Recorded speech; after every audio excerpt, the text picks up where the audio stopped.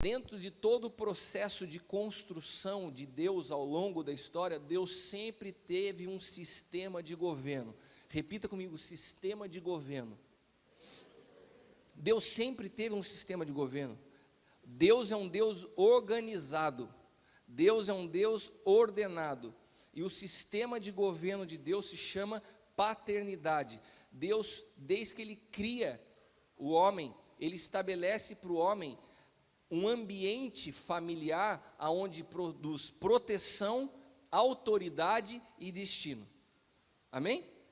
Deus sempre criou, através de um sistema de governo, proteção, destino, identidade, né?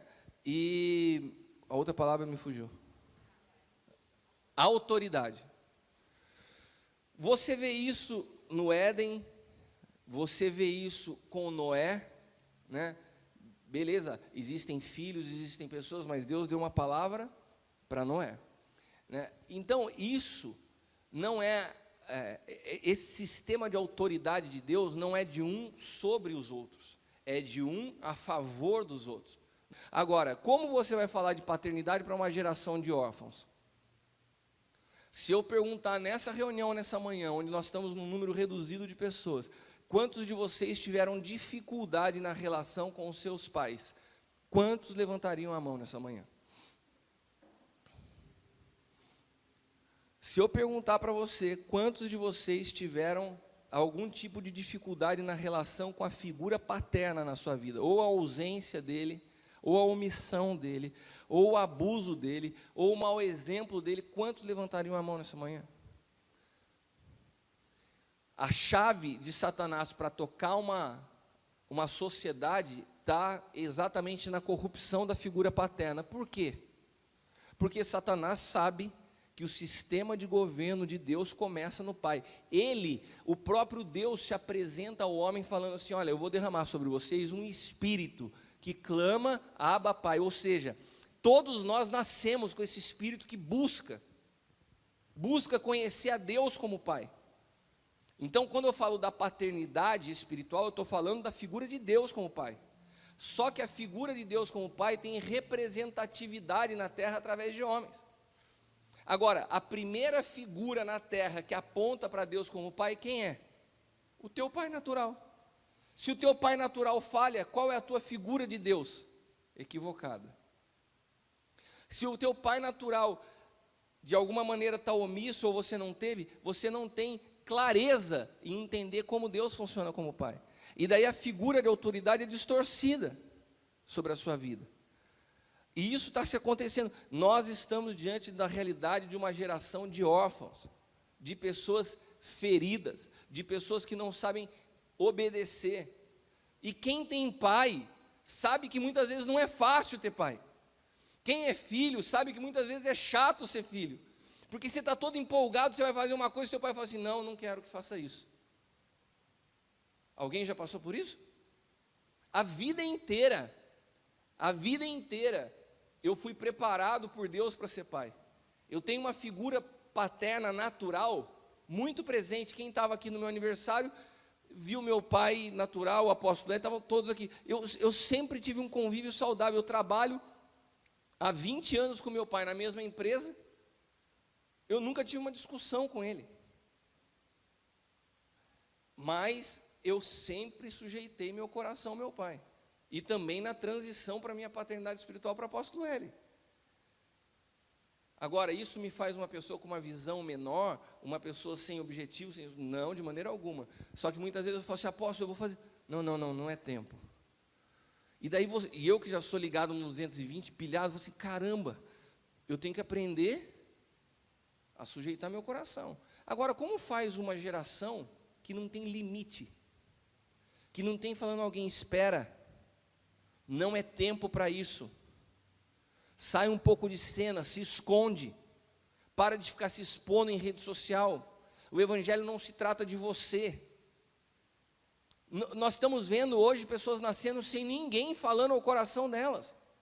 Isso é perigoso.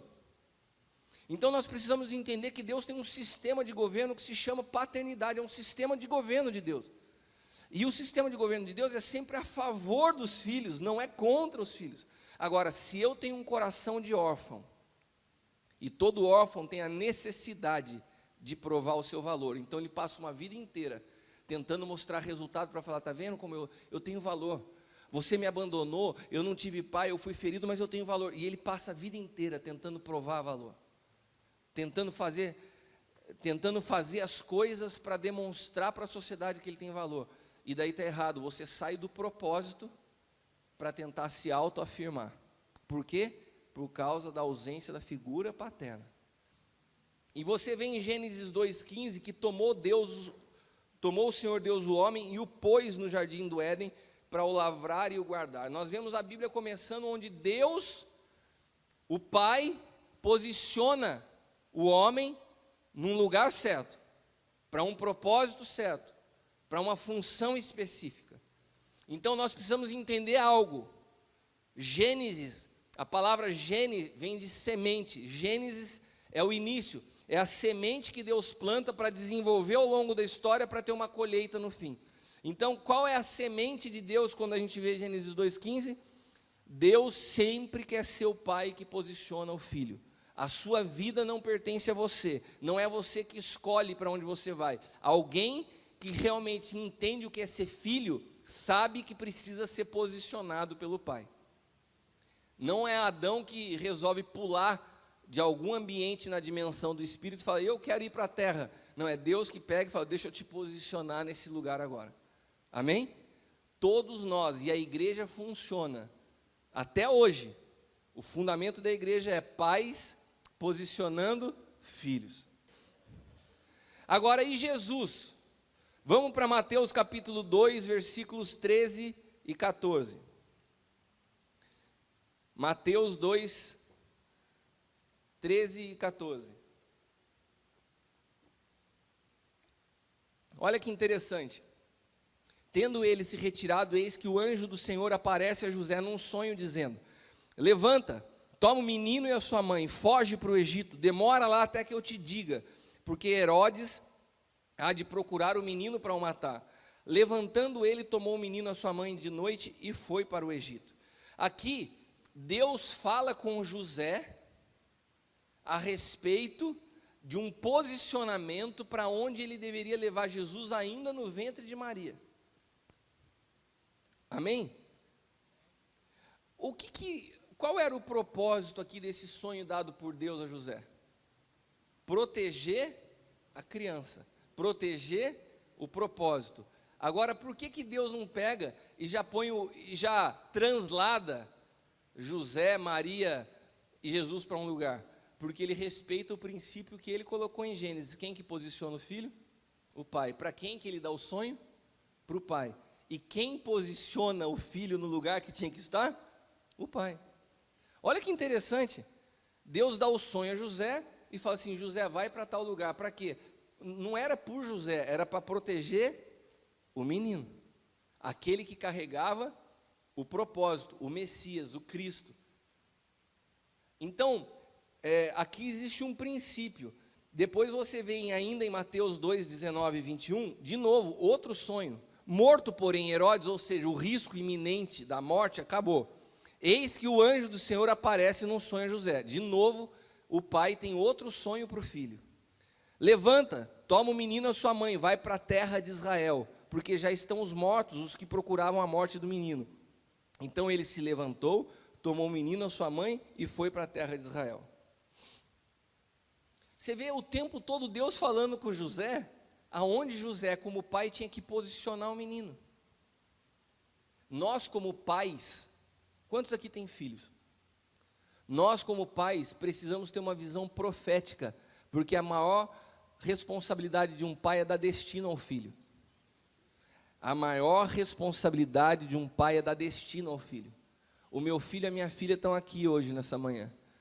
Antes deles nascerem, Deus falava comigo e com a Leila a respeito do destino deles.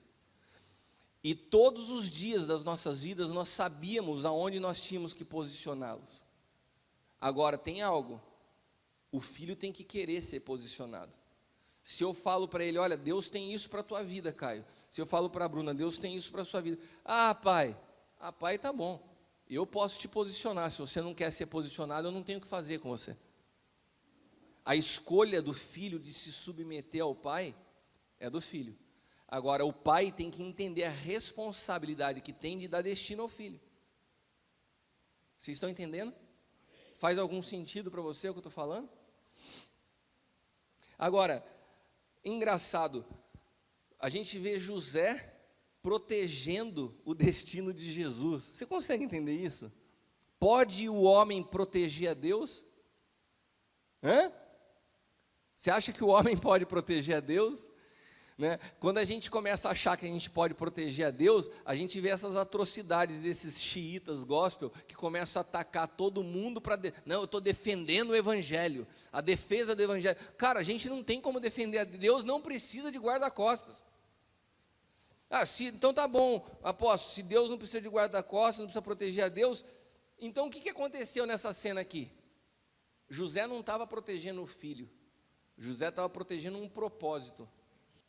Interessante que esse processo, José posiciona Jesus. Depois, quem é que posiciona os apóstolos? Jesus. O processo vai passando. Eu os envio. Ide por todo mundo. Vai de 2 em 2. Quem que vai posicionando? É Jesus. E depois os apóstolos, eles continuam o processo. Quando Paulo escreve aos Gálatas, ele fala assim: filhinhos, por quem de novo sinto dores de parto, até que Cristo seja formado em vós. Paulo recebeu o posicionamento de Jesus, e ele começa a posicionar Timóteo, e a igreja até hoje, ela continua num princípio de sermos posicionados. Ninguém começa nada em si mesmo, o evangelho é do reino, não é pessoal. Se eu não sou posicionado, eu não estou habilitado no Espírito. Olha a seriedade do que eu estou te dizendo, meu irmão. Ou seja, para que o mundo creia no envio, para que o mundo creia o que é o apostolado, nós temos que viver o apostolado na prática, na íntegra. Nada nasce na igreja sem envio. Ninguém se move na igreja sem ser posicionado por um pai. Isso é um princípio, ou a gente alinha isso, ou a gente vai ver uma geração perdendo tempo. Quando Paulo fala com Timóteo, ele fala, 1 Timóteo 4,14, não desprezes o dom que há em ti, ou seja, eu reconheço, eu identifico que há um dom em você, mas o que ele continua? O qual te foi dado por profecia com a imposição de mãos do presbitério, não veio de você, foi porque você se sujeitou a ser posicionado. Amém, Timóteo? Você se sujeitou, você foi posicionado, e por isso, essa autoridade veio sobre a sua vida. Abra sua Bíblia em Números, capítulo 16, esse texto é muito chave para se entender, autoridade espiritual sem ressurreição. Números 16, 2, 3, lembrando que o Antigo Testamento, ele aponta em sombras uma realidade que se cumpriria em Cristo, amém? Quantos estão ligados nisso? Então, vamos tentar ler Números 16, 2 e 3 pelo Espírito. Levantaram-se perante Moisés com 250 homens dos filhos de Israel, príncipes da congregação, chamados à assembleia, homens de posição. Para aí, nós estamos falando de uma rebelião contra Moisés. Quem se rebelou contra Moisés? Foi qualquer pessoa? O que está escrito aí? Príncipes da congregação, homens de posição. Não foi qualquer pessoa. Começou uma rebelião contra Moisés, que era o líder. O Moisés era uma figura de paternidade espiritual daquele povo. Deus o colocou à frente do povo. E de repente 250 líderes, príncipes, pessoas de influência, se rebelam contra Moisés. Por que se rebelam? Porque todas as vezes que nós caminhamos juntos, os nossos pensamentos não se fundem. Eu tenho a minha visão, o Kleber tem a dele, o Daniel tem a dele, apesar de nós caminharmos juntos. Então pode chegar em algum momento que eu falo assim: Daniel, o senhor está me dando essa direção. Não, apóstolo, mas o senhor me deu outra. Tudo bem, cara, mas na posição que o senhor colocou como pai, me segue, que isso vai te proteger. Não, cara. Ô Kleber, o Cristiano está viajando, cara. Começou o pau. começou quando a gente começa a achar que porque eu tenho uma visão, eu posso ir contra a visão de quem eu me coloquei. Por isso que a base de uma relação de paternidade é confiança, principalmente. Se congregaram contra Moisés e contra Arão, e lhes disseram: basta-vos, pois toda a congregação é santa. O que eles estão falando? Ô Moisés, o que você pensa que é para... Aqui todo mundo também é santo. Todo mundo aqui também ouve a voz de Deus. Todos são santos, o Senhor está no meio deles. Por que, pois, vós elevais sobre a congregação do Senhor? Olha, esse espírito, ele se move até os dias de hoje na igreja. Quem que te colocou como líder aí? Eu sou tão santo quanto você. Ah, apóstolo, isso nunca vai acontecer entre nós. Eu amo a tua vida, até que eu chegue e te confronte em uma área. Nossa, o que ele está pensando que é para falar comigo desse jeito? Quem que colocou ele nessa posição para me chamar a atenção desse jeito? As coisas vão bem, meu irmão, até que os pensamentos estejam convergindo. Quando uma correção vem, e vem contra, e vem para denunciar algo errado no teu coração, só filho se sujeita. Só filho se sujeita. E nessa hora, os caras pipocaram. Quem que ele pensa que é? Daí, a autoridade, ela é dada por Deus. Não foi Moisés que se colocou sobre os outros. Então, quando a gente mexe, a gente fere um princípio de Deus, você não está atacando mais Moisés, você tá falando com o próprio Deus. Quem vem interferir nessa historinha, o Senhor falou, agora vocês mexeram algo que fere o meu sistema de governo. E porque vocês são filhos, Deus enviou aos corações o espírito de filho, ou seja, o desejo de viver como filho. Cara, quando você começa a ter no teu coração um clamor por paternidade, eu quero te dizer, isso não nasceu na tua alma, é o Espírito te falando, cara, esse é o sistema de governo de Deus. Você não foi chamado para caminhar sozinho. A igreja não é um lugar onde nós caminhamos sozinhos, nós precisamos uns dos outros. Quando você começa a clamar no teu interior, eu preciso de pai, eu preciso ser posicionado, isso é esse Espírito. Agradeça a Deus, porque é o Espírito dele se movendo em você. Paulo fala aos filhos: por acaso eu me tornei inimigo de vocês por ter dito a verdade? Eu quero fazer essa mesma pergunta de Paulo a vocês nessa manhã. Será que, à medida que eu exponho a verdade, isso vai gerando conflito no relacionamento entre vocês e eu? Será que eu me faço inimigo todas as vezes que eu te exponho a verdade? Porque parece que a gente quer viver uma vida de ilusão.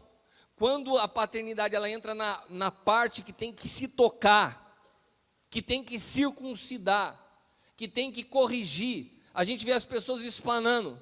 É gostoso a gente estar junto nos tapinhas nas costas na hora de tomar o café, mas na hora que a gente senta um a um, na hora que a gente senta e fala, cara, isso aqui está errado, e você continua fazendo do jeito que você está fazendo, é como se Paulo estivesse falando, eu entendo o que Paulo fala aos Gálatas. Eu anunciei, eu expliquei, vocês gostaram, mas parece que eu me tornei inimigo de vocês por ter dito a verdade. Quem circuncidou Timóteo? Quem posicionou Isaac? Quem conduziu Jesus na sua infância? E quem posiciona a sua vida? Quem posiciona a sua vida? Quem te dá destino? As decisões que você toma são sozinhas e isoladas, ou você sujeita o seu coração a alguém? Porque o coração do homem é enganoso. É muito fácil a gente criar até ambientes e justificativas espirituais para respaldarem decisões que a gente quer tomar. O que nos guarda é sujeitar um coração a alguém. E fala, bom, se isso for de Deus, Deus vai falar com meu pai. E daí você abre mão da sua vontade. Não é fácil, mas é o padrão de Deus, e é o que nos guarda, e é o que nos protege. Entenda os ambientes onde a gente se move, irmãos. Vocês nunca vão me ver falando, cobrando, exagerando, forçando, principalmente com filhos a respeito de finanças. Mas peça a Deus para que ministre o teu espírito sobre esse assunto, Porque a realidade do que você vive como filho é o que você vai experimentar como pai. Amém? A realidade que você tem como filho é o que você vai viver como pai com relação aos teus filhos.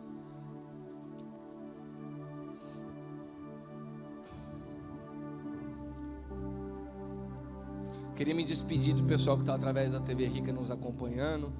Roberto, Nancy, Brown, Lucas, Denise.